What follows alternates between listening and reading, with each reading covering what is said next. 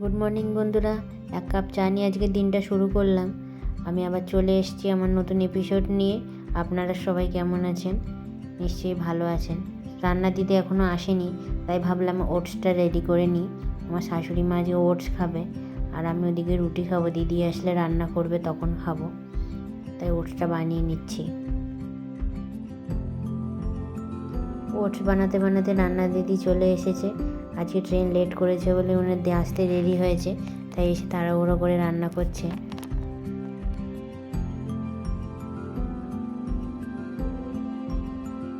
তারপরে ব্রেকফাস্ট করে নিলাম আমি। তারপরে দুপুরে চলে গেলাম ওর সাথে গাড়ির চাকা পাল্টাতে। চাকাটা খারাপ হয়ে গেছে, অনেক দিন ধরে চেঞ্জ করবে ভাবছিল, করতে পারেনি। তাই আজকে আমি ফাঁকা পেয়েছে, তাই আমাকে নিয়ে চলে গেল গাড়ির চাকা পাল্টাতে।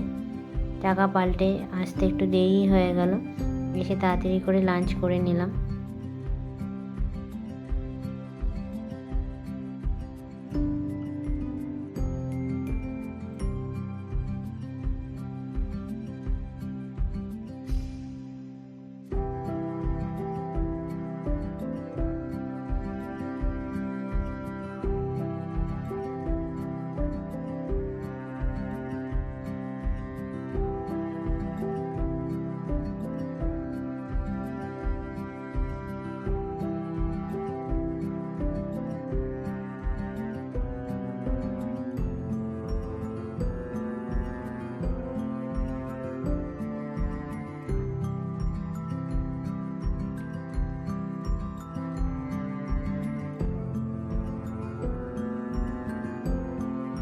সন্ধেবেলায় চলে গেলাম রান্নাঘরে রাত্রে রান্না করার জন্য।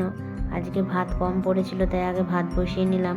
আর যেরকম রোজকার সবজি বানাই তাই সবজি বানিয়ে নেবো।